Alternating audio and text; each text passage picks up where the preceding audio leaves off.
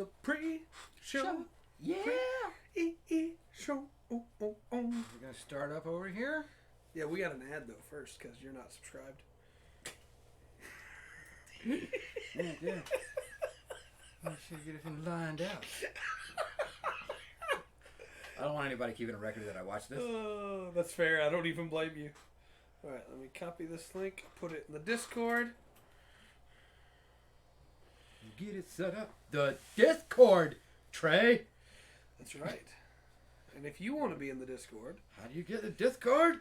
you support us for as little as $1 a month on Patreon. The link to the Patreon is at the bottom of the Twitch page. If you're watching this on YouTube, it's in the description. Also, if you're watching this on YouTube, I'm going to go ahead and chill.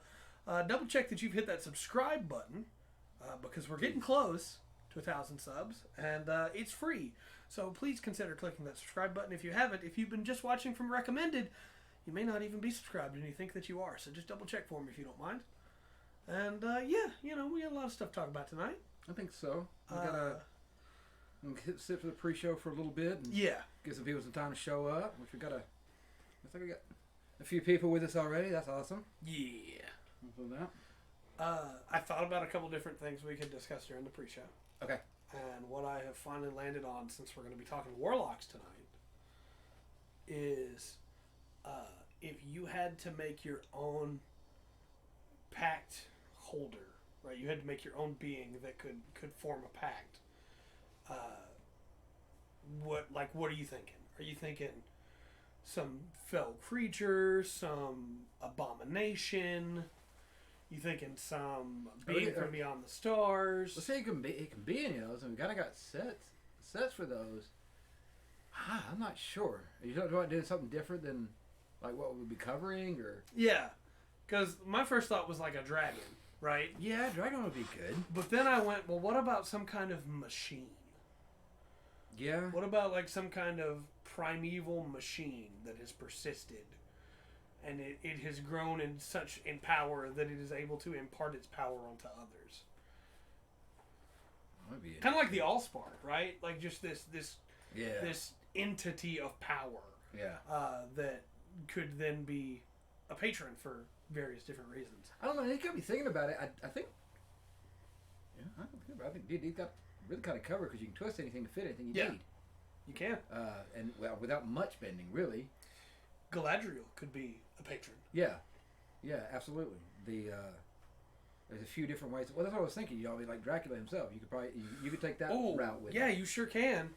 You could even take like an ancient werewolf. Yeah, like a werewolf lord that's that's head of the clan. Emohip. Yeah. Or the Emperor of Mankind from Warhammer 40K. Mm-hmm. Which I'm sure there's people out there that have done that. Oh yeah, I'm sure.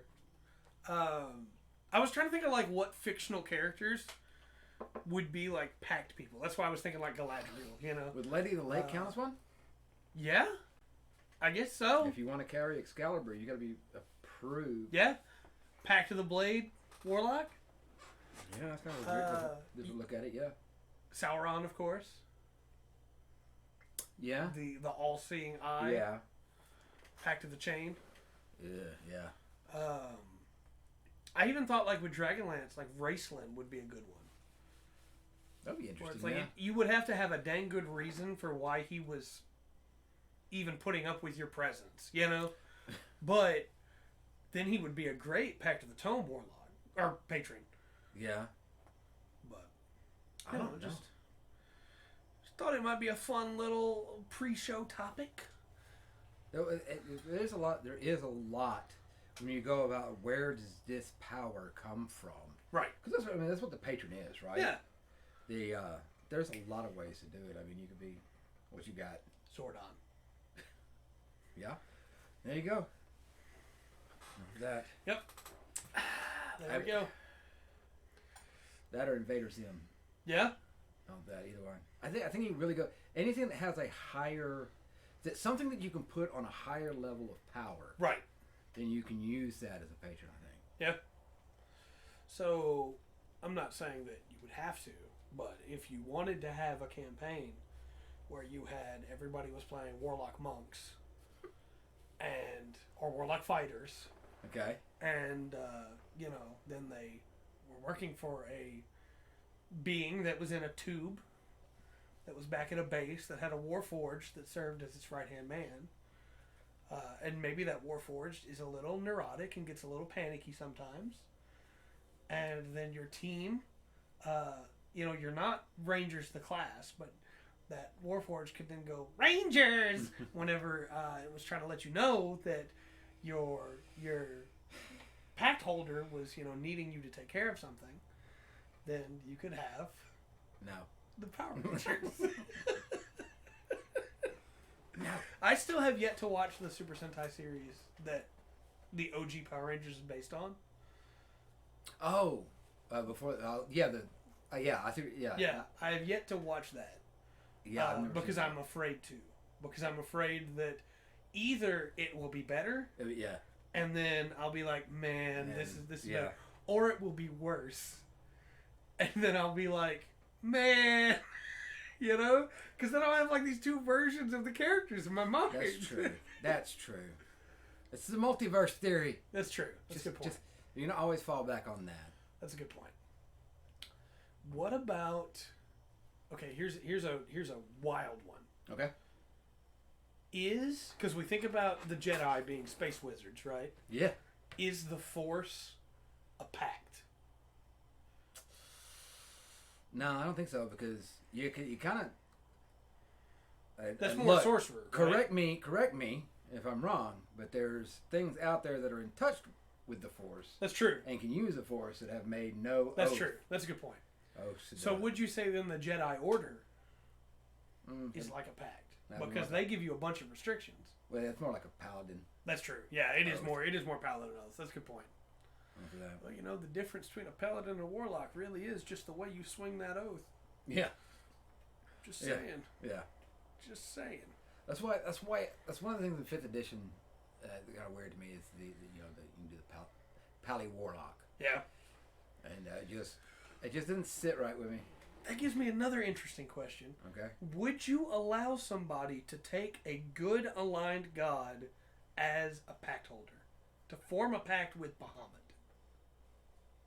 So that, yeah, you could... Instead of becoming a cleric or a paladin, they wanted to form a pact with him. Yeah. Yeah.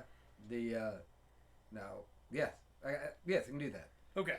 I can do that. I don't see any problem with that. In fact, for some people, that might be more comfortable thinking it that way than doing a cleric or a paladin. Yeah. Anyway. Would you allow the reverse? Would you allow somebody to become a cleric of the Archfey? Yeah.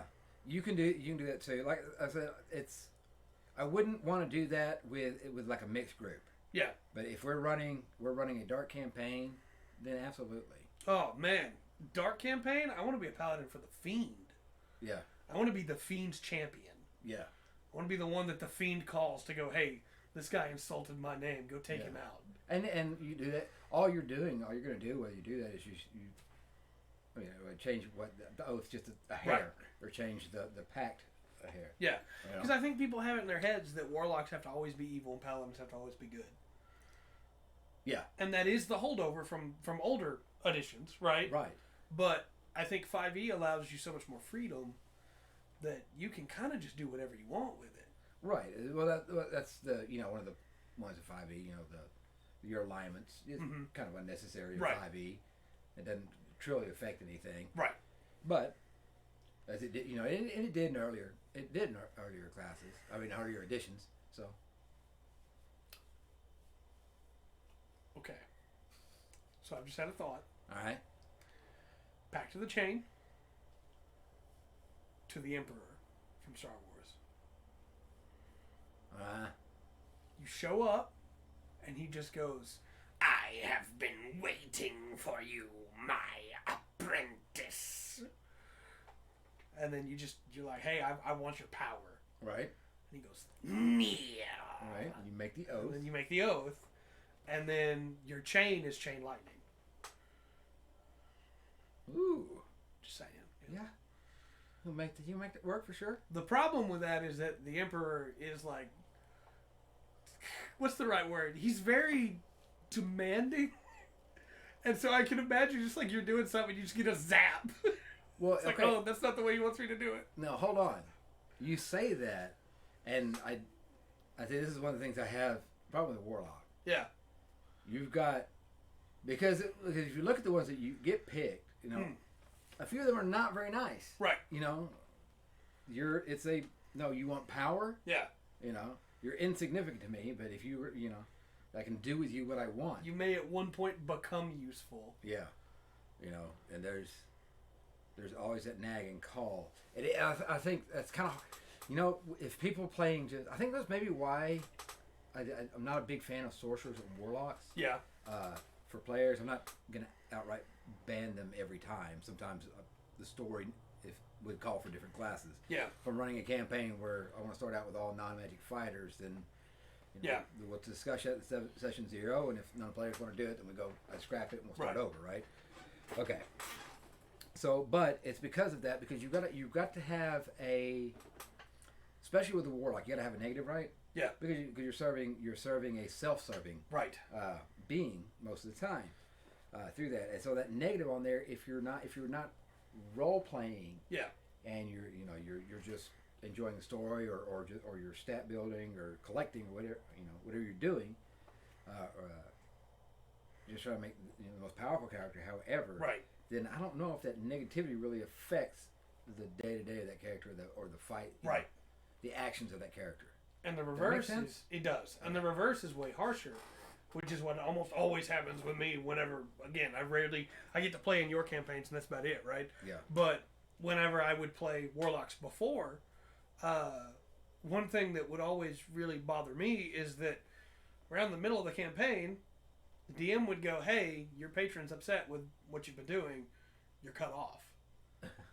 And it's like, okay, but all I've been doing is helping with the story that you laid out in front of me. Yeah.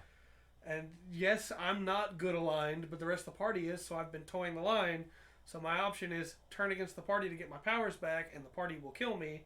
Yeah. Or change class. Yeah. Well, all right. I guess I'm a paladin now. Did you get a warning or nothing? Yeah, it's just, you know. Yeah. Yes, and thank you for pointing out my failures on Twitch. But yeah, that didn't work. Hey, it's worth a shot. Yeah, no, it's a good story. A different table, it might have worked. It's worth a shot. Different table, I think it might have worked. Yeah. How we go? About 12? Yeah, I guess 13? we should go ahead and get started. Do you want to officially start? Yeah. Hello and welcome to another exciting episode of the Full Spectrum D&D podcast. My name is Trey. I am Rungren. Today we're talking Warlocks, Warlock subclasses out of the PHB. We won't be covering any of the later subclasses that come in, which Warlock doesn't really get that many. Warlock is kind of just focused on what it's got. Yeah. But we won't be covering any of those today. We're just talking the stuff in the PHB in case you are still getting started or still trying to figure out what you want to do, what we think about Warlock in the PHB, and the intricacies of it. I was really afraid I was going to trip over that word. So yeah, Warlocks are special, right? They get their magic not from their bloodline. They get their magic not from studying. They get their magic from making a pact with a being greater than themselves. Yeah. That grants them that power. And that, of course, gives them a lot of bonuses, but also, as you said, has a negative side to it, which is their power comes from this patron. Depending on where that patron's situated and how strong they are, if they're removed to another plane, if the patron is upset with them, or if the patron just decides, hey, I'm not going to help you with this. Yeah. You know? This goes against my idea, my plan. And because the patron is a being so much greater than you, there's a good chance you don't even realize that the choice that you made goes against their plan. You know? Yeah. So there are some pros and cons for it, for sure. Yeah. But at level 1, you choose your patron. And the PHB just has 3. And I guess now is a good time as any to talk about those patrons. Yeah. Because you choose them at level 1. Yeah. We start off with the Archfey. That's the identity. Right, it is. This is where go through it. You start off with the Archfey. And the Archfey is, of course, the creature of legend from the Feywilds. Depending on your DM, maybe still ruling over the Feywilds, maybe has been cast away from the Feywilds. But you have options with this. You don't just have one in particular, right? You could choose the Prince of Frost, which is literally just Jack Frost in 5e. The Queen of Air and Darkness, the Ruler of the Gloaming Court, Titania of the Summer Court, or Oberyn the Green Lord. Hirsum, that's it. I always try to say Hisrum. It's Hirsum, the Prince of Fools, or an Ancient Hag. I think, yeah. So, of those, I'm almost always, if I'm going to play a Warlock, I'm not playing Archfey, right? Okay, yeah. I'm playing Great Old One, and we all know this about me. But if I had to choose one from that, heck yeah, I'm going to choose Oberyn and Titania. You know? That's great. Yeah. Jack Frost is another good choice. I might go, if I got to play and was doing it, I might see if I get go with like Hearn the Hunter. Yeah. Would be kind of cool one, or like a hag like Baba Yaga, yeah, for sure. Yeah. Yes. The Green Knight. Yeah. I can't remember the. Anyway, yeah, but the Green Knight from the yes. Tolkien. Thank you. Right. Yeah. And you could swing Lady of the Lake like you mentioned earlier with this as well. Yeah. I think so. Absolutely. You could take any of your like mythological fae as well. So you could take not like a Doulahan, but like it would have to be somebody specific. It wouldn't just be any old Doulahan, you know? Yeah. But you could take like the Headless Horseman, for instance, or you could take the She Queen of the Banshees. Yeah. And you could get away with any one of those. I also think that you could do some off the wall stuff, like take Fafnir from Slavic mythology, the dragon that the Sigurd kills. You could take Fafnir and make him the Archfey. You know, you have a lot of choices you can do. Look, I wish I had the cojones to pull off that campaign. Right? To do a Fausta. Yeah. All right. Yeah. Oh, yeah. With the ring. The Volsungs. Yeah. Oh. Man. Yeah. That would be great. That would be so much fun to play on, but that would be so much work to do. To do that right, yeah. Yeah. I'll play on that. Yeah. Yeah, for sure. No. There's a lot of really good choices for Archfey, I think. A lot more than you get with some of the others, which is weird because the other two theoretically have much more to pull from, right? Well, yeah, but once again, it's kind of how you're going to line this up, right? I mean, they're going with the Archfey for that, but it's really what you get from this, right? Because you could fall under let's say Guan Yu, he's not an Archfey, right? But you could, I would more put him in that than I would the Fiend. Right. That's what I'm saying. It's kind of the Archfey, but I think this one actually kind of it's got some stuff you can expand onto. I think I would put like if I was going to use a Nasi. Yeah. I would put or bat something like that. Yeah. I think I would. It does kind of feel more like being of a legend than just being a legend or myth. Yeah. Just Archfey, for sure. Yeah. I think so. Absolutely. There are a bunch of individual. We have a choice here. There's a bunch of individual abilities that you get for each pact. Yeah. And then for each patron. And we're just talking about the stuff you get at level 1 here, but we could go ahead and cover the stuff in the Archfey, or we can move on to the next patron. And then come back and cover the stuff you get as you level. Well, let's go over what the Archfey gives you, because, and then we'll put it to bed, because that kind of what comes. This is what you get to do with it. Right. So with the Archfey, you get an expanded spell list specifically for the Archfey. Hello, Dark. We did say Ranger earlier. Yeah. At first level, you get Fairy Fire and Sleep, which is pretty nice. Yes. At second, you get Calm Emotions and Phantasmal Force. Yeah. At third, you get Blink and Plant Growth. Yeah. At fourth, you get Dominate Beast and Greater Invisibility. And at fifth, you get Dominate Person and Seeming, all of which fit very well with the Fey ancestry that this is going for the Archfey. Yes. That's all right. That's all right. I was trying to convince Ringrin to let me play a Power Ranger that was a Warlock monk subclass mix. Oh, man. That the patron was Zordon. Which could be the Archfey. Well, I think you can fit, because even on you take that spell list, and there are really only a couple spells on there, right, that you could switch out. you know, whatever, and you could cover so many different. Yeah, absolutely, absolutely. Also, at first level, you get Fey Presence, which is starting at first level. Your patron bestows upon you the ability to project the beguiling and fearsome presence of the Fey. As an action, you can cause each creature in a 10-foot cube originating from you to make a Wisdom saving throw against your Warlock spell save. The creatures that fail their saving throws are all charmed or frightened by you, your choice, till the end of your next turn. And once you use this feature, you can't use it again until you finish a short or long rest. Yeah. We understand for sure, Dark. Life happens. Life happens. Fey Presence is pretty good. I think I like the other first level abilities you get more, but it's pretty cool. It's not bad, you know. Yeah. Yeah. I was trying to think of the different ways because the intimidating presence. Yes. There you were talking about at the end. For some reason my brain went to the Lord of the Rings with the pack Oathbreakers. Yeah. And coming through, like calling. Yeah.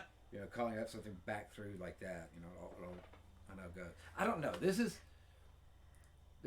think this is maybe why there's not much need for them to keep going back to this class. Right. In further adventures because. It's already kind of got enough that you can tool around with. Show open. Was late last week too. That's very true. That was my fault. I got stuck at work. Yeah, I agree. I think there's a lot you can do with this that you can't really. You have a lot of leeway in this, and we haven't even got into the individual packs themselves: Pact of the Chain, Pact of the Blade, Pact of the Tome, and how that recontextualizes everything we're talking about. Yeah. Because I honestly feel like we will probably have to cover those next week.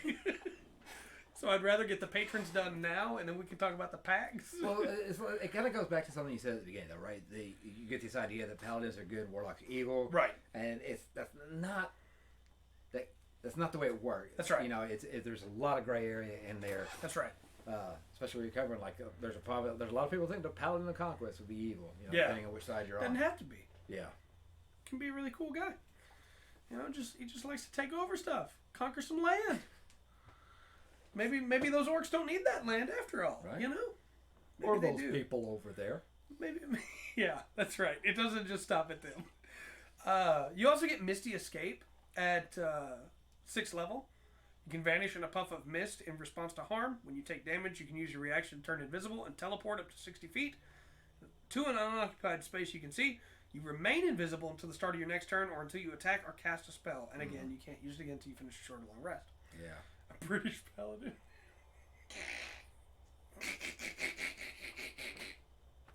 So what I like about Misty Escape is that it's better than Misty Step. Yeah, it is. It's not just 30 feet, it's 60, and it turns you invisible. Yeah. That's really good. Nice. That's always nice. Really good. And you could really pair this easily with like a trickster god that's your patron. Yeah. Yeah, you could. For sure. But see, it also goes... And trickster god definitely comes over the top. So does any, like an assassin or a... Loki. Loki would be great. The... threw me off when you said Loki. Sorry. That's all right. Go for it. That was Keep going to the next one. 10th level, you get Beguiling Defenses. Beginning at 10th level, your patron teaches you how to turn the mind-affecting magic of your enemies against them. You're immune to being charmed, and when another creature attempts to charm you, you can use your reaction to attempt to turn the charm back on that creature. Creature must succeed on a Wisdom saving throw against your Warlock spell save DC, or be charmed by you for 1 minute or until the creature takes any damage. Yeah, this is a really cool effect. I don't think you will really get used often. Yeah, right. And if when you need it, yeah. And if you're an elf warlock, then nobody's gonna try that on you. Yeah, sorry. But it's cool. Yeah, it is.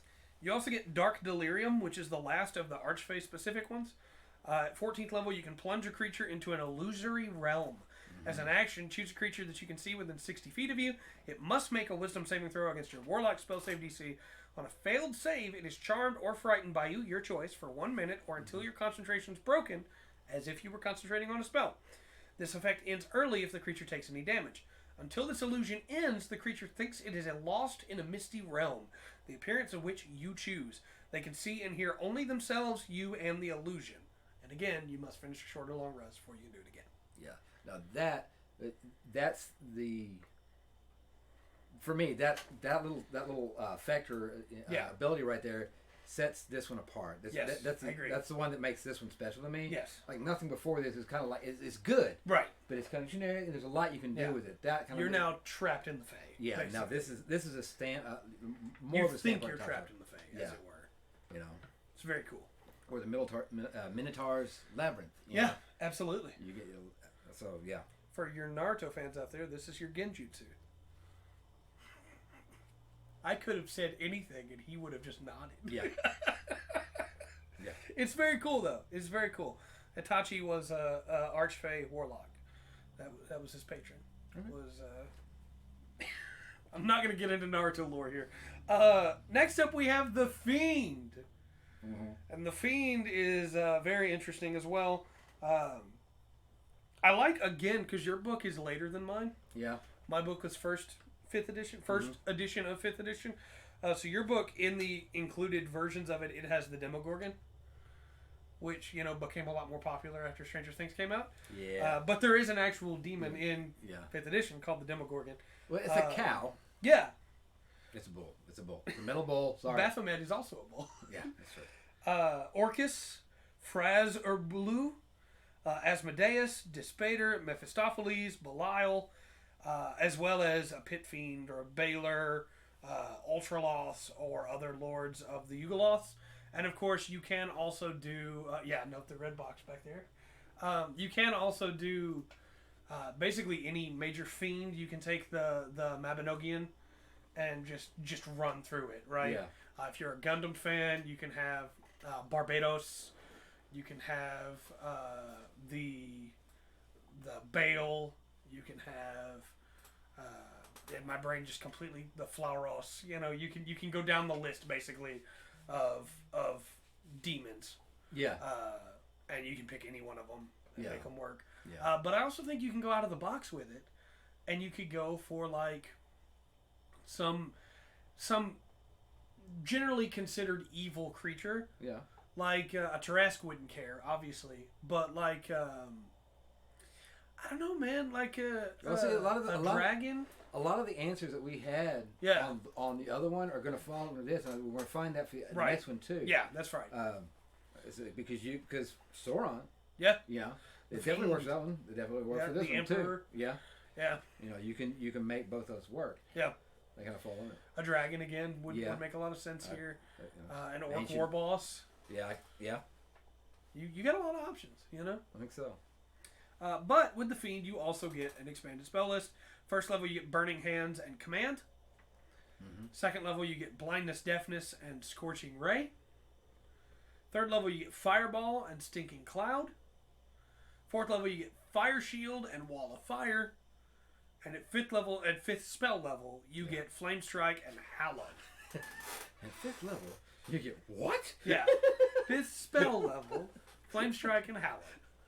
Which are very good. I'm never playing another class again.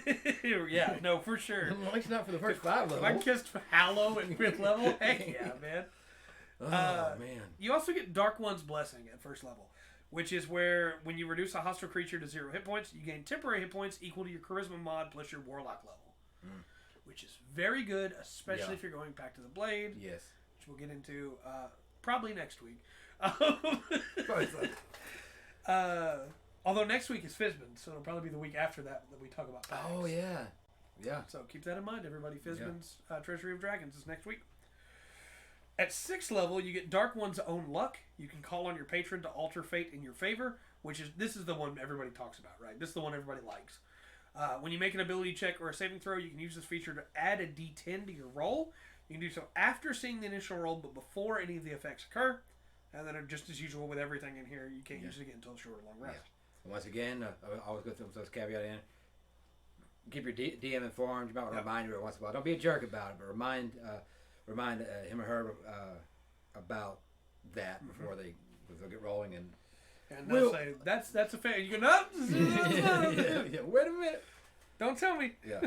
I want to add a d10. You also get Fiendish Resilience at level 10, which is you can choose one damage type when you finish a short or long rest. You gain resistance to that damage type until you choose a different one with this feature. Mm-hmm. Damage from magical weapons or silver weapons ignores this resistance. Yeah, which that's pretty cool. Any resistance I'll take. Mm-hmm. Yeah. Resistance is good. And then this is nuts. This next one. Can the dark one be Rumpelstiltskin? I mean... Yes. I don't see why not. Yeah, absolutely. At 14th level, you get Hurl Through Hell. Which is bonkers. And don't get me wrong, But I play this game to get away from life. When you hit a creature with an attack, doesn't say what kind of attack. Right. An attack. Yeah. Eldritch Blast. You can use this feature to instantly transport the target through the lower planes. The creature disappears and hurtles through a nightmare landscape. At the end of your next turn, the target returns to the space it previously occupied or the nearest unoccupied space. If the target is not a fiend, it takes 10d10 psychic damage as it reels from its horrific experience. You can't use this feature again until you finish a long rest. Yeah. Just, I hit him.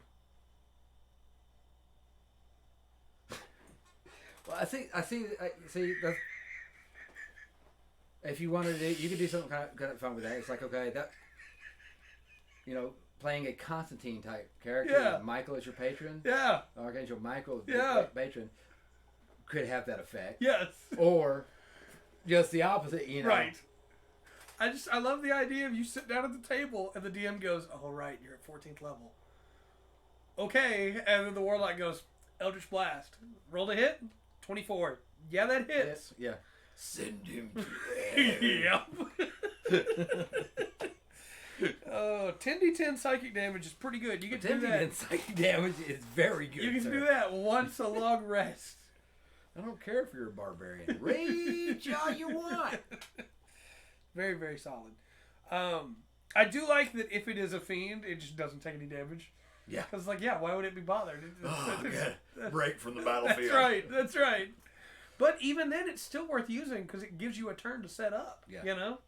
So it's a very strong ability. Maybe the strongest, just pure subclass ability. It might be because especially if you're going before. Yeah. You're going before that creature and you can drop because action economy is big. That's what huge. That's going to throw your game off more than anything. You jack that up. Yes. You're being able to take advantage even on that one turn. That's pretty powerful. I have had somebody do this to a noble. Yeah. That ticked them off. And the noble died instantly upon coming back from hell. And it was like, it's 10d10 psychic damage. Right. He did not have enough HP to live that. Different patrons like Michael, Baba Yaga, Loki. That would be really fun, actually, to do a Warlock campaign. That'd be really cool. You think so, huh? Yeah, that'd be really cool. Then we get into my personal favorite. And I won't even try to hide this is my favorite. We all know at this point that I'm a huge Lovecraft nerd. The Great Old One. It's being from beyond the fabric of reality. It resides in the far realm. The options they give you are Gonadar, called That Which Lurks, Tarid Zun, the Chained God, Dindar, the Night Serpent, Zargon, the Returner, Great Cthulhu, and other unfathomable beings. Yes. But honestly, you open up the book, the Necronomicon, and you just go, which one do I want? Yeah. Because I think the right choice is the King in Yellow. I want Haster. I want the King in Yellow to be my patron. And then I am constantly trying to put on his play. I'm putting the yellow sign everywhere. We're having a good time. Where that play's happening. No, to me this is by far the coolest one evocatively. Cthulhu's a great choice. You could go with Shugarath. Yeah. You could go with Nyarlathotep. You've run down the list again. You could even go for something way less powerful than those, right? You could go for like a Shuggoth. Yeah. And it's like to your character that thing is so beyond. Or you could go for the brain from the Illithids. Yes. Yeah. Go for the great, what do they call it? The great knowledge or the great seat of knowledge. Yeah. Like their hive mind thing. You could go for that, Yeah. Because again, to a regular person in the world of 5e, that thing is beyond understanding, Yeah. And that's where this really gets fun for me, is the idea of you have discovered my patron, Danny DeVito. You have discovered something that doesn't, when you think about it, your brain hurts. And it is offering you a chance. And you go, please. See, that's why I don't... I think if somebody wants to do Great One, I'm like, okay, you don't know the name. Right. The formless, absolutely. It's the formless one. Absolutely. Yeah, you get some kind of weird title. I try to keep it as abstract and as little detail as possible. Yeah. I would have to. Another great option to pull from here are SCPs. The SCP-004, SCP-049, although SCP-049 is more the Fiend. You pull from the list, basically. The flesh that hates. A being so beyond knowledge that just wants to destroy. That would make a great Old One patron. Yeah. I'm like, my patron wants everything eradicated. Not because it makes sense to do that, but just because it wants everything eradicated. Mm-hmm. Just because you're not it, and it hates everything that's not it. You could even, again, you pull from 40k. You could go from Control as well, the rubber ducky, the anchor. Well, you could do. That's what actually I was thinking. You could do Marvel. Thanos would be. Death would be the Great Old One. Yeah, absolutely. And, Thanos is her Warlock. Mm-hmm. Go 40k and go Tyranids. Like, hey, this is or Necrons. This is a force so beyond ages, beyond time that it. This would be a good one if you're going to do Star Trek. This would be the Borg. Yeah, absolutely. I think I'd use this one with the Borg. Absolutely, because your regular person doesn't understand them. Yeah. They never could. Bring in Doctor Who and go with a Dalek. Not like a whole army of them, but just like one individual. Like this Dalek is the Great Old One. It understands things of time. The Doctor himself. The Doctor himself would be really good. The silence would be great. The silence would be so good. I think that might be the one I would lean towards. Yeah. I don't know, man. The War Doctor, if you wanted to play that would be You got a lot of options, man. And again, you want to look into Star Wars, you pull, what's his name? Revan. Yeah. Revan, and how like his being still has yet to die, basically. Mm-hmm. His consciousness is still out there influencing people. Like that's a Great Old One to me, You got a lot of options. Dr. Wily with Mega Man, who uploads his consciousness into an AI and then persists throughout time. The Sigma virus itself. Look, I'm not trying to start just talking about how cool Mega Man is, but we should get into some of the features of the Great Old One, because you can just keep going, man. The Great Old One it's so good. You have all these options. You could take the Gate from Forgotten Realms. Mm-hmm. You could take the Lady of Pain from Sigil. You could take the first crystal from Eberron. Mm-hmm. You could take. I should just read these and stop, because I'll just keep going. That's like I said. Under each one of these, Highlander, yeah. Oh. The force that says there can be only one. Well, yeah. So if you ever come across someone else who's got that pact, we have to fight now. This is what our patron wants. Please run that game so I can do that. Oh, that'd be so cool. You get some pretty cool spells with Great Old One expanded spell list. Mm-hmm. First level spells, you get Dissonant Whispers and Tasha's Hideous Laughter. Second level spells, you get Detect Thoughts and Phantasmal Force. Third level spells, you get Clairvoyance and Sending. Fourth level spells, you get Dominate Beast and Evard's Black Tentacles. Of course. Yeah. And fifth level spells, you get Dominate Person and Telekinesis. A Slayer like Buffy. Yeah.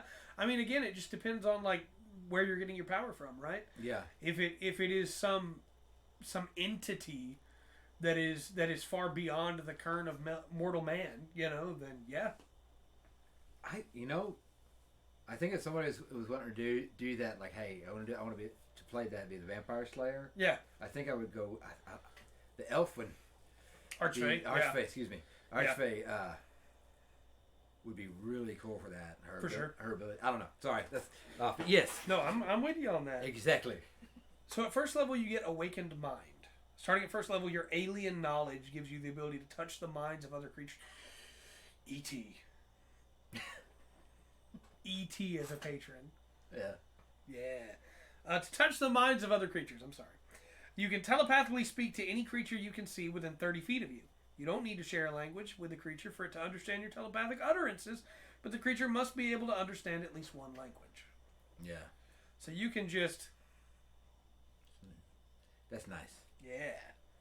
At 6th level, you get Entropic Ward. At 6th level, you learn to magically ward yourself against attack and turn an enemy's failed strike into good luck for yourself. When a creature makes an attack roll against you, you can use your reaction to impose disadvantage on that roll. If the attack misses you, your next attack roll against the creature has advantage if you make it before the end of your next turn. And again, short and long rest.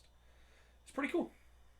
Just, no, you can't do this to me anymore. I've decided. 10th level, yeah, Mind Flayers for sure. Yeah. 10th level, you get Thought Shield. Your thoughts can't be read by telepathy or other means unless you allow it. You also have resistance to psychic damage, which I believe is the only way to get resistance to psychic damage in the game for a player. I think so. I don't think there's any magic items currently in the game that give you resistance to psychic. Whenever a creature deals psychic damage to you, that creature takes the same amount of damage that you do. Which is very good. Although, again, it says the same amount of damage that you do, which means they take the resisted version of it as well. The half damage. Yeah. Still very good. Yeah. Then you get the 14th level ability.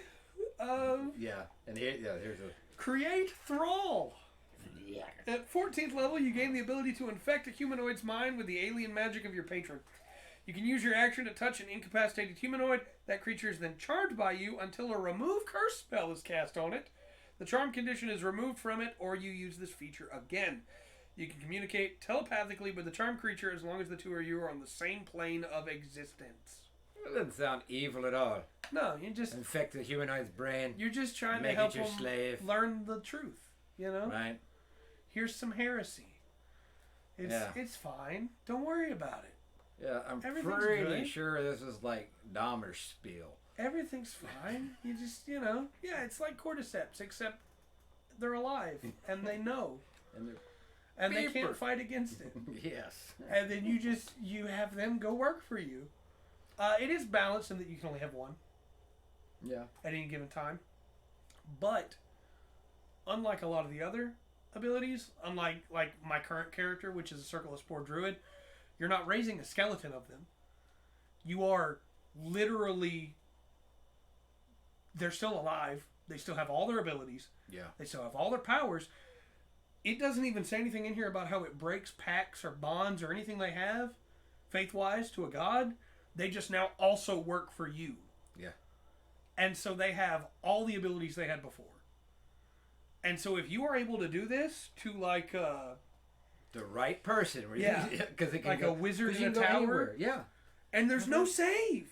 How do you get, you get in, if you get close enough to see the king, you have, you manage to have the empress across the room, you see her, and then bam. You just have to be able to touch someone that is incapacitated. There is no save. Yeah. So again, King gets kidnapped. In the process of rescuing him, he's tied up. Touch. Yeah. Nobody knows. The king is in my pocket. Somebody in the party? Oh no. Oh no. Both those comments came through far too close. No, it's really strong. And I feel people look at this and go, well, it's not as strong as the other two 14th level abilities. It doesn't do damage, right? Yeah. But it doesn't have to. No. If you can incapacitate somebody and touch them. If the barbarian grapples the big bad. Yeah. And while he's grappled, the rogue ties them up so that he is incapacitated. And you touch the big bad guy now works for you. Yeah. There's no save. There's nothing he can do about it. Or they, whatever. They are under your thraldom. Yeah. It's really, really strong. Yes. And this is also, we can do Haster's Play. Also a little disturbing. We got to be able to do Haster's Play. That's right. If you do a Vampire Lord, it cycles a werewolf. Yeah. Yeah. And then you have your own army now.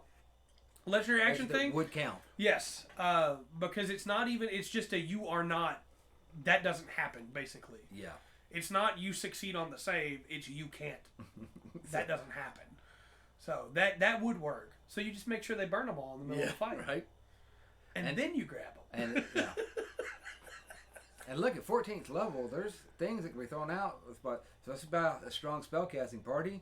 Yeah. That as a DM, you're going to have to burn some legendary resistances as your fight's over. That's right. There are some creatures it obviously doesn't work on, right? First off, it has to be humanoid. Yeah. So it doesn't work on fiends. It doesn't work on monsters. It won't work on a Tarrasque. Yeah. Creatures. Or beasts, I mean. Right, or beasts. And there are some humanoids that you cannot incapacitate, right? Mm-hmm. What's the Drow Priestess?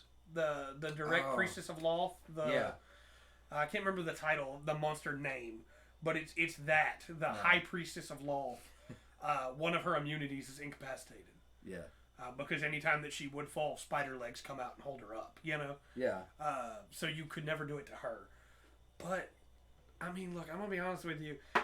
Your party rolls up at 14th level into a town, and there's a champion of Bahamut there. I'm going to be real tempted to get him pulled aside. Yeah. And incapacitate him so that I can get him, you know? Yeah. I'm going to be real tempted. And you just drop him and pick up the next one when you find somebody better. You can, Dark, because honestly, I'm telling you, players are so OP in 5e. Yeah. That is the only reason that's in there. Yeah.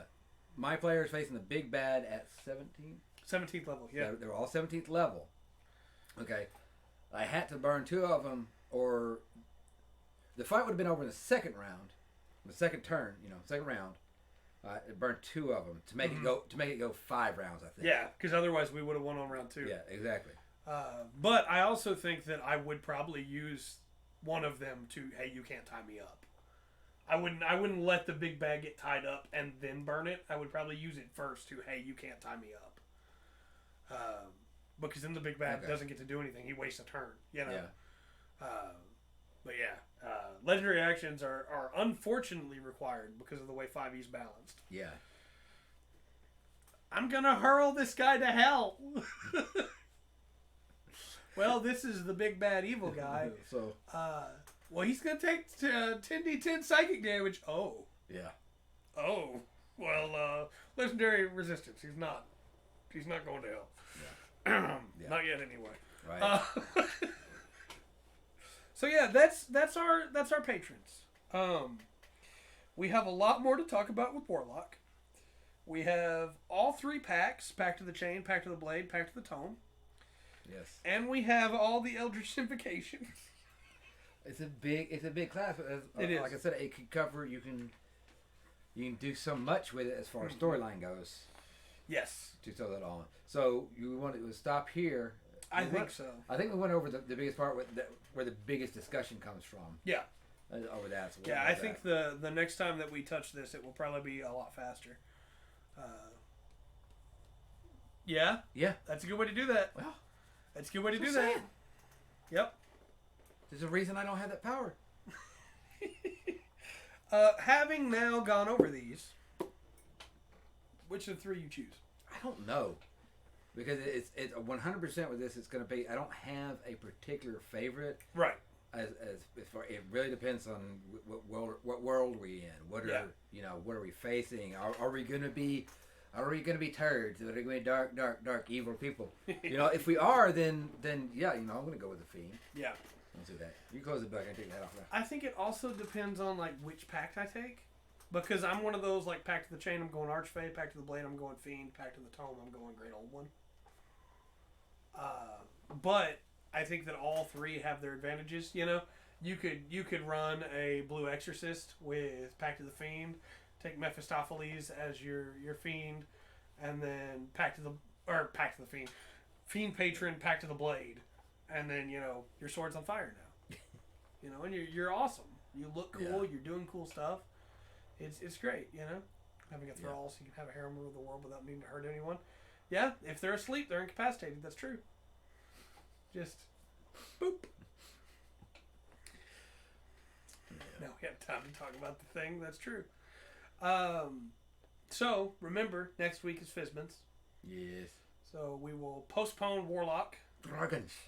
And we'll talk about Fizzban's Treasury of Dragons, including the new Ranger subclass. Which I haven't got into the details with you yet, and I don't know how much you've seen of it yet. Nothing.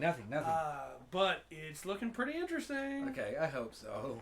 I really like the way it looks. To answer the question I asked you, I think it's obvious which one I choose. I'm choosing the Great Old One. Oh, yeah. Because, I have no doubt. I have no doubt. Why wouldn't I? We need to get that play going. The King in Yellow. It needs to happen. In fact, actually, I brought the prop. Yeah.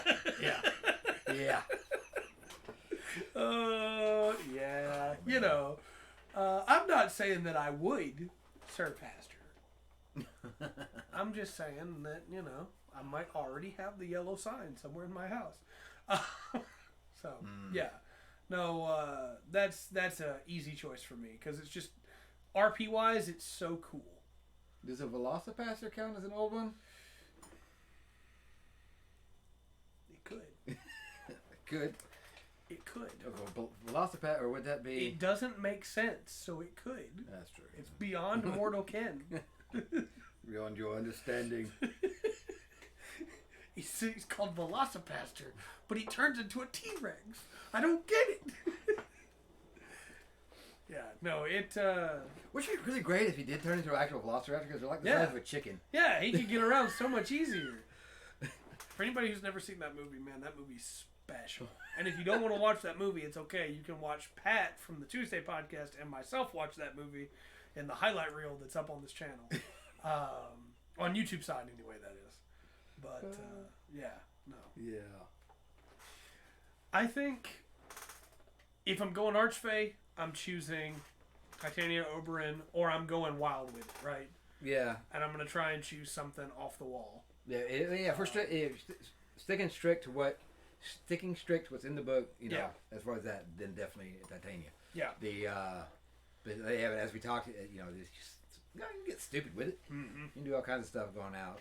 But it's really just the effects under it. Until you get to 14th level, like I said, it's that one. Right. That really is like, seals it. Mm-hmm. Which, is really a lot later than you'd think. I mean, you could theoretically go Great Old One, Warlock, Pact of the Tome, or Pact of the Blade. Okay, hear me out. Great Old One, Warlock, Pact of the Blade, 14 levels. Right? Okay. Put the last 6 into Paladin. Choose Modron, who brings order to the world. Yeah. And then you just go.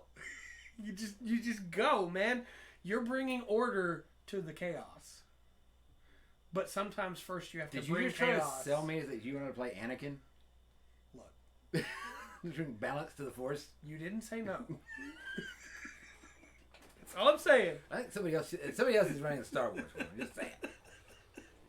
You didn't say no. Oh, yeah, that is a problem. Yeah. Unfortunately. And I think it's a little bit upside down in the way that D&D. I promise you, the best D&D, it seems to me, or at least where I go with it, is usually 5 to 10. Yeah.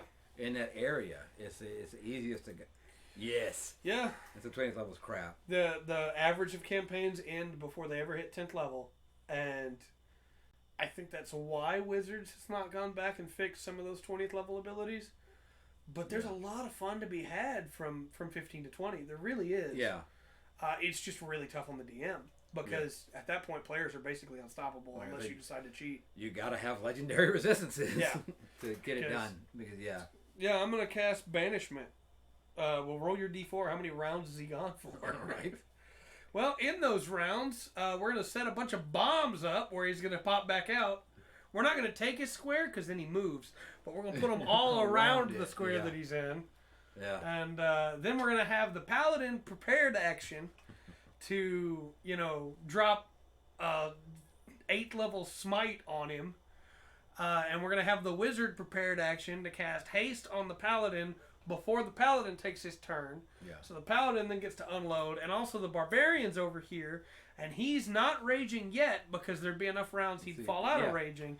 but he's prepared to rage. No, at that level. Well, yeah, he can rage forever. Yeah, raging. So he's raging. He's ready, and then the rogue's over here ready for sneak attack because he's got flanking because the paladin and the barbarian are both right there. Yeah. No, this guy's done as soon as he reappears. Those bombs are going off when the paladin smites. It's going to be a nuke just went off on this guy, and all that took was one spell. That's right.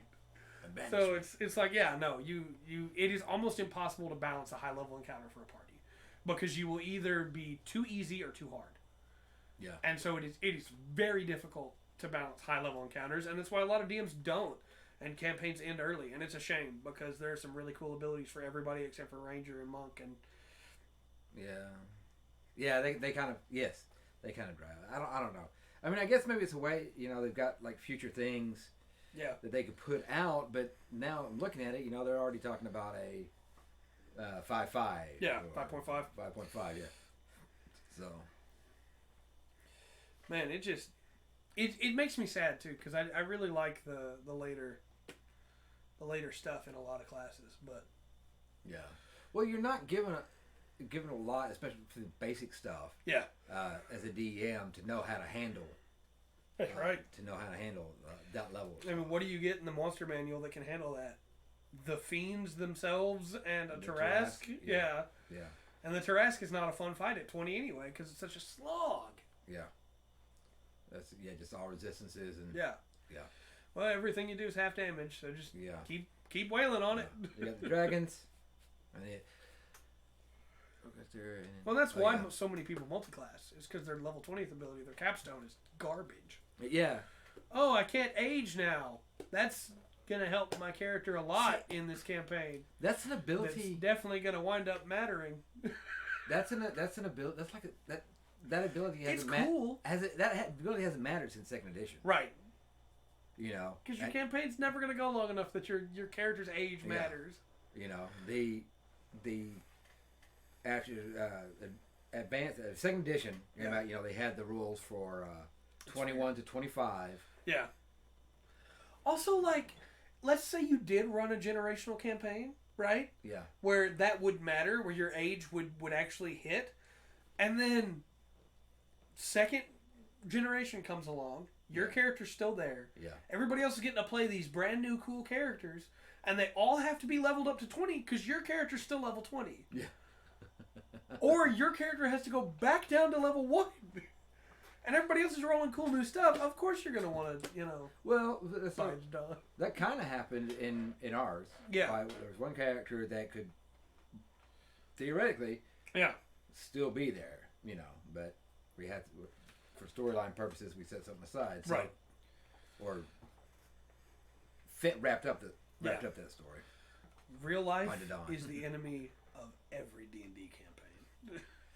Scheduling is the true big bad evil guy. Yeah. It is. It makes me sad because you get such cool stuff and then you just never get to it. Yeah. There's stuff. It's too. I know I'm complaining about the players being OP. Right.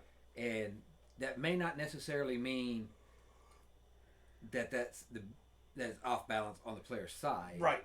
It could be, the monsters. Yeah, it absolutely that needs to be toughened up. And I think that is. And I think they're like, there's some small changes I've seen them making. Yeah, some of the newer stuff is really good. I think they're addressing that, which is really, really cool. Like especially from the DM side. It's like, okay, now I've got ways to handle certain things. Right. But outside of being, especially if you're letting your players do anything. Right. If you've got the whole book opened up to all the spells that have come out, all the classes, all the abilities, a changeling is a great Kalishtar. It's fun, but it's going to change. Just their ability alone changes the whole dynamic. Yeah. Of what's going on. I hope nobody heard my stomach just then. I ate. I don't know why. It decided to. I didn't hear anything, sir. I'm glad. I called it out now, so people will be listening. Yeah, changelings are really cool. Changelings are very cool. It has some cool classes. I had a player that played a changeling for a while. Yeah. Yeah. He wound up changing because it wound up not being as interesting as he thought it would be. But you know, player actually added in personality traits that lowered his effectiveness. Yeah, most people won't do that. Most people meta real hard. Yeah. Most people go straight for the most damage or the most... And there's nothing wrong with that playstyle, to clarify. People can go for the most damage they want to. That's just not my playstyle. I don't think there's anything wrong with going for the meta, right? Right. I think there's something wrong with metagaming, but I don't think there's anything wrong with going for the meta. Well, now when you're building your character and getting an idea of what you want to... Yeah. And look, and some people are building that for the sake of the party. Right. I want to be the best so-and-so I could be because, you know, for the party. Other people are doing it, so they're the coolest at the table. But yeah. When I enter the tavern, I sit in the corner by myself, and I pull my hood over my head. I'm a level 3 rogue, a level 5 ranger, a level 2 fighter, a level 2 barbarian.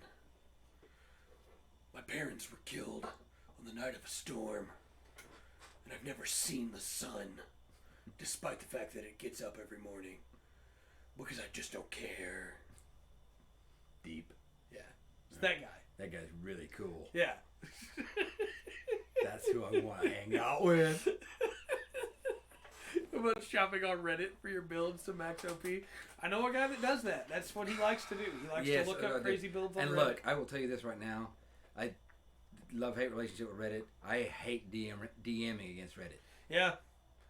Because they will come up with all kinds of stuff. And it's not that I don't understand why it's like if your DM deserves to be called out, I guess call it out. But like so many, it's like screw the DM. Yeah, RPG horror stories. Yeah, it's like good for you. There's a video There's a guy on YouTube that does RPG horror stories. That talks about them. Hold on. Yeah, it's not going. I don't have a problem going on Reddit to learn, understand, get ideas. What I have a problem with is going on Reddit trying to figure out the best way to spite your DM. Make the DM's job harder. Yeah. No, there's a guy on YouTube that reads RPG horror stories, and then he goes, I feel like the OP here is like trying to get their DM. And it's like, thank you. Yeah. Thank you that you're actually paying attention to that. Because most people go, wow, this DM was so bad. And it's like, no, maybe there's more to it than this. Do you know how hard it is to balance a party when you have one person that's like going for the meta and nobody else is? Yeah. It is so hard. 800 damage. Yeah, I had a guy like we did a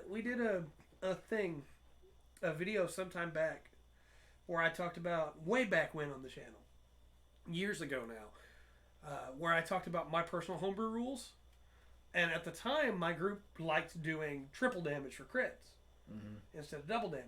I bet they did. Yeah. Well, I mean, it worked both ways, right? Triple crits mean that if the enemy crits, you could die without even a chance to do anything about it. But there was a comment on there that was like, well, I could break that right now if I play a Thrycreen barbarian that has the feat that lets him have dual wielding, and he attacks 6 times in a round, and he subclasses into monk, so then he can attack 9 times in a round, and he's going to crit on 18, 19s, and 20s. And I was like, what is the fun of that? Of like, I have now taken your rule and found a way to make it busted. It's like, do you think I'm going to have fun at the table? You think you're going to have fun at the table? Where every time you roll, it's like, all right, I'm doing triple damage, the thing's already dead. Like, no. That's I think that's why, honestly, at the end of the day, restrictive campaigns are they usually work out better. They really do. Yeah, they will, but no one else will. That's right. Because I laid out a campaign and got tired of it one time. Laid out a campaign. I was like, all right, you can pick whatever y'all want to. Yeah. Do whatever you want to. And it was not a very good campaign. Yeah. Man, that's a whole topic in and of itself. How D&D is not a video game. Yeah. Because, like, man, there's some people. Yeah. Yeah.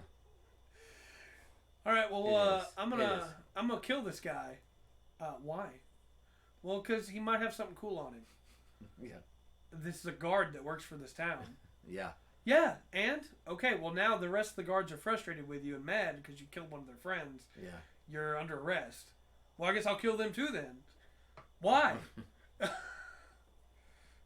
Yeah. Yes.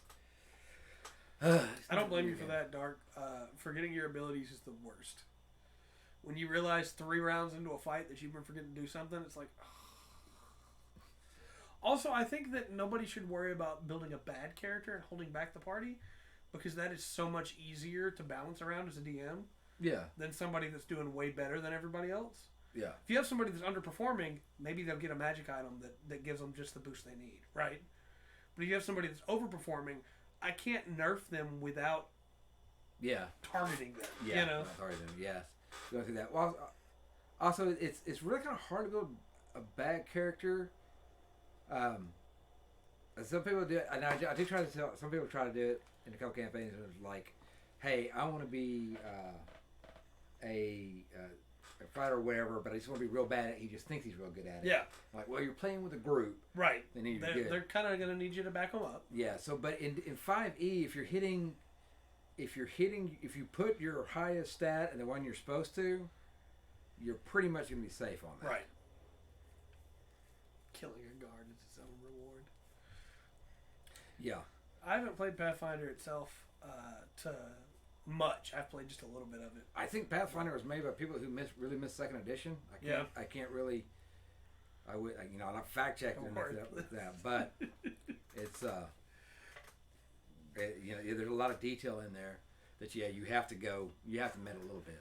Yeah. Which you do in 5e too, but you're making your character. Guards are tough. You got to have them, but like you said, you can't have a campaign if they do their jobs right all the time. You know, sometimes you need that guard that is, maybe he's drinking a little bit too much on the job and he misses the thief that comes through to steal the important artifacts, the MacGuffin. Yeah, the MacGuffin. Yeah. Take. Very important. That's right. How are we going to have an adventure if we don't have a MacGuffin to go after? Right. You can't have any other kind of adventure. Yeah. Yes, we are. I do think people oversell the idea of the MacGuffin. Like, well, you have to have a MacGuffin. It's like, no, you really don't. The players just need a reason to care. Oh, so introduce a child. Well, no, you don't have to do. People care whether there are children involved or not. You know that, right? Like, I hear so many stories of people that are like, yeah, so our DM needed to give us a reason to care about the campaign, so he introduced a child character that got kidnapped by the big bad evil guy. And it's like, of course they did. Yeah. Of course they did. That's the easy shorthand to make you care.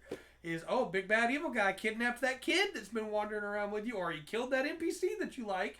Like, look, if your characters care about the world, they're going to be mad at big bad evil guy anyway. Right. It doesn't matter, you know? Yeah. I think, I don't mean to bring up... I know we need to stop soon.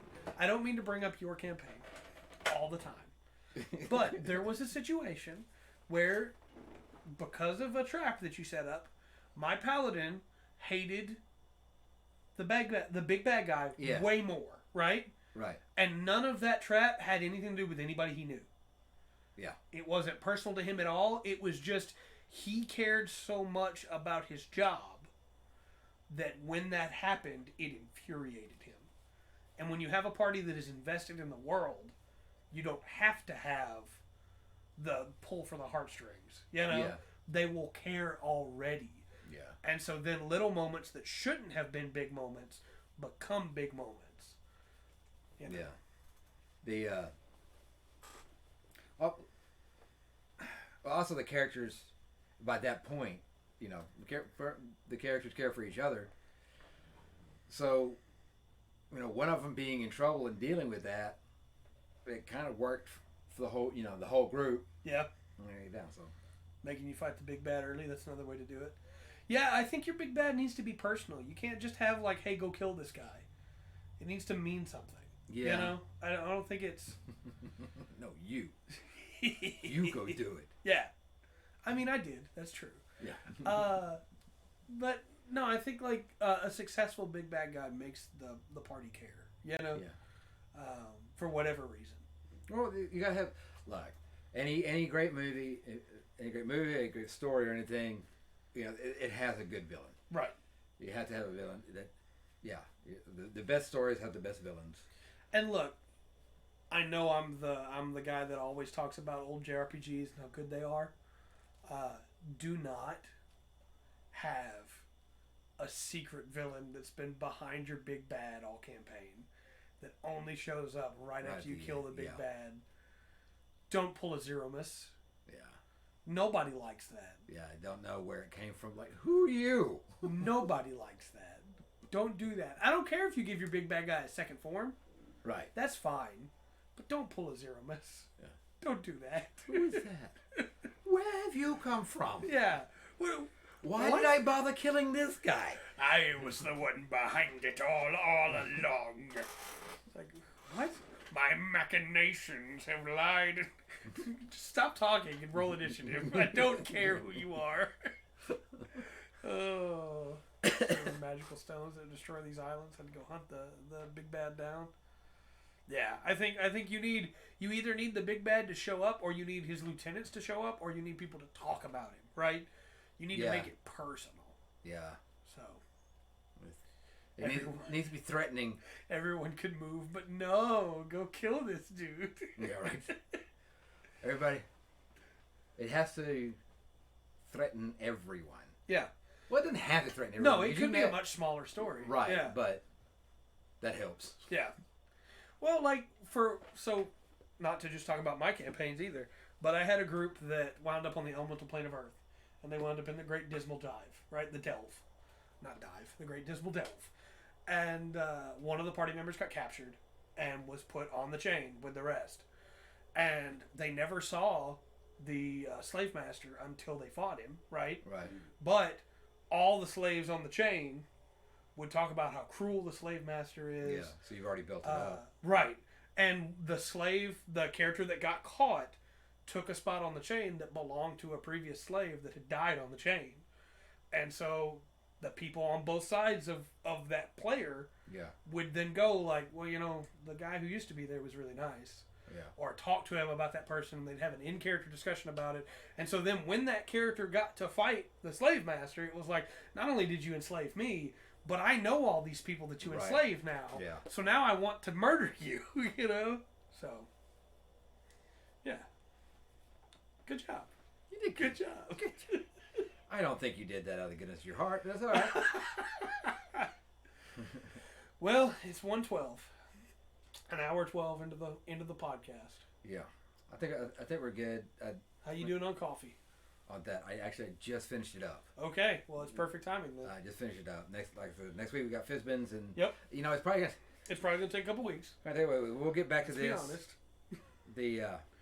I don't talk for a little bit of time. Well, not with we'd actually discussed it. This class is gonna take us a long time to talk about because it goes so many places. Yeah, you can do so much with it. Yeah, and it comes from so many different directions. Always good to free slaves. Yeah. Big proponent of freeing slaves around here. Yeah, full spectrum time. Yeah, we like freeing slaves. Yeah, good idea. Let's look at that. So yeah, next week we'll talk Fizzbins. We got a lot to talk about there. I don't even know what all yet for sure. I'm gonna find out on the 26th. Right. And then, as usual, you don't get to see any of it till we talk about it. Well, I have seen one picture. Yeah. Of the was it the Depth Dragon? I don't know. It looked really weird. I can't get there. I have seen one picture. Yeah. From that. Full disclosure. Look at that. But I'm looking forward to this because there's a lot of dragons in the history of D&D that are really cool.